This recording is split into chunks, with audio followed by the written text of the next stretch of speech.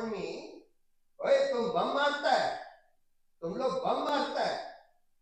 And he said कि I told him कि नहीं, बम नहीं मारता है, नहीं मारेगा. Constitution and all the rights and values enshrined in the Constitution have to be accepted and indeed imposed on everybody. No tribe, no ethnic group can say that we will not go on the basis of the Constitution. While of course we should have as much decentralization of power as possible, but everybody has to act within the bounds of the Constitution. So this is a general principle that I have always believed, and I feel that if that was applied, the other thing that I have always believed is that these national boundaries that have been carved across the world, they are largely artificial and they need to be done away with. Of course, with sovereign national countries and sovereign national governments, it is not possible to do away with them right now, but I think that in the long run, we have to move towards a situation where these national boundaries dissolve. Coming to the problem that has arisen in the last 21 months in Manipur, you see, there may be historical reasons as to why it caught fire so quickly and so on and so forth, but there is no doubt whatsoever, as Mr. Pillai said, that this current problem and almost genocide was fueled firstly by the local chief minister, the Manipur chief minister and his cohorts trying to fuel. So it's a pattern that you will see in Manipur, which is part of a general pattern that we are seeing in this country as well, which is to divide and rule. So while you see at the national level an attempt by the BJP and their cohorts to polarize and divide the country between Hindus and Muslims, Hindus and Christians, Hindus and Sikhs, etc. And because they feel that if they just rely on the Hindu vote, by this dividing, they can rule the country if they succeed in getting Hindu votes. The same formula was attempted by this Biren Singh in Manipur. That is, divide the people broadly between Meiteis and Kukis. Meiteis being the majority population, and the way to divide them would, in his evil mind, was to fuel the insurgency, fuel the violence, create a totally chaotic, lawless situation, the same kind of thing that Netanyahu is doing in Israel. It's the mind of an evil person that you see in those tapes which have been leaked. In those tapes, he is boasting. This is a meeting that is happening in his office, in which several Meitei leaders are present, and he is boasting to them that he allowed these Meitei insurgents to get weapons from the armories of the state, that he protected them from being arrested by the central forces, etc., even from the Manipur police, etc. He is just boasting about how he has fueled the insurgency there. Now, it's quite remarkable that even after these tapes came out, of course, all these facts would have been known to the central government and the central leadership right from the beginning. In fact, one of the parts of the conversation which has leaked out, and these were recorded some more than 6 months ago, 8, 9, 10 months ago, when this chief minister, when this home minister came to Manipur, and he tells this, this fellow Biren Singh is boasting that the Home Minister came and he told me, "Oye, tum bum मारता है, तुम लोग bum मारता है," and he said कि I told him कि नहीं bum नहीं मारता है, नहीं मारेगा, लेकिन he says कि I told the police people and the insurgents, bum मारो लेकिन छुपा के. So he is openly boasting about how he has armed the rebels, armed the insurgents, how he has protected them, how he has even asked the state apparatus to use mortars, etc., against the Kuki population. This was known to the central government long ago, right from the beginning. But the question is, why did the central government allow this fellow, who clearly, if there was ever a case for imposing president's rule or for removing this man, this was it.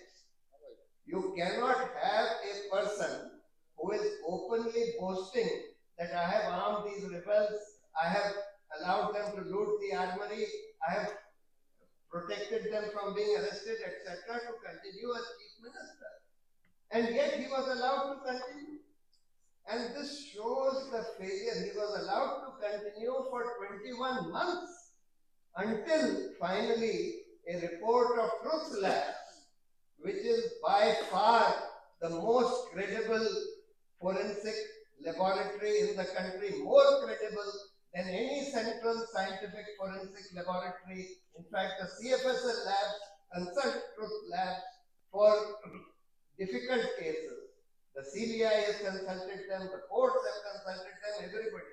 And they gave a very detailed report that yes, this is his voice, this is the voice of Biren Singh, who's boasting about all these things. And then they realized that it has become untenable for them to continue with this man. But you see, this shows the failure of all our institutions at several levels. Which were the institutions which should have acted long ago? Firstly, the governor should have immediately recommended that this is a fit case where the government of the state cannot be run in accordance with the constitution. Then the central government should have immediately either removed him or imposed president's rule. But why was the central? Of course, the governor, we all know, are just pawns in the hands of the central government. This BJP government has reduced virtually every institution, and in particular governors, to just pawns in their hands.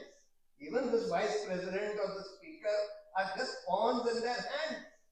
These are supposed to be constitutional authorities, but they are pawns in the hands of the central government. And why was the central government so keen to retain this man? Firstly, because he was playing to the same playbook, and as Mr. Pillai said, he was not merely dividing the Mitais and the Kukis, he was also dividing Hindus and Christians there. And this was the playbook that the central government plays with. This is the playbook that they have been playing with across the country for the last 10 years. They feel that this is the only way for them to retain power in this country, to divide and rule. So, this was one reason. But the other reason also Mr. Pillai mentioned. Manipur is an important center of drug trade and drug smuggling in this country. And it is widely believed that Mr. Biren Singh is directly involved in this drug trade. In fact, one of his former ADGPs said so openly, one lady, in an interview.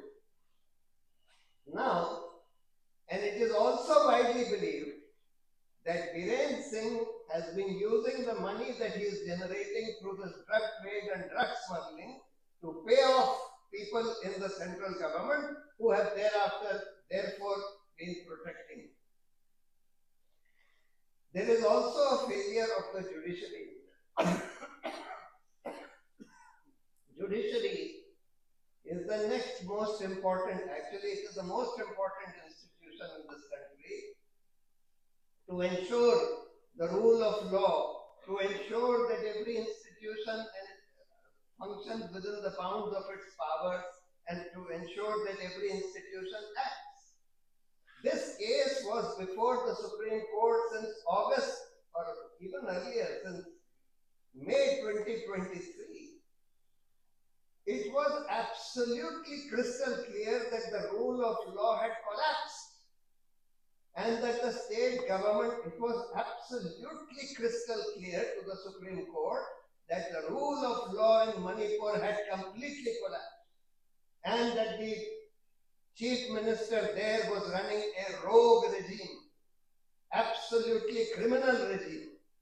And yet the Supreme Court did not act, did not do anything other than appointing some committees, etc., which did nothing, which just twiddled their thumbs and did nothing. It didn't even bother to ask what this Judicial Commission had done for so many years. It didn't bother to ask what happened or to even try and find out how these arms came to be looted from the armories of the state. Nothing. Ultimately, of course, in this case, when we went with these tapes of this Viren Singh, the court said, give us some evidence to show that these tapes are genuine. Then we sent the tapes to the Truth Lab, which gave a detailed 25-page report after doing a very elaborate forensic analysis saying that yes, this is his voice.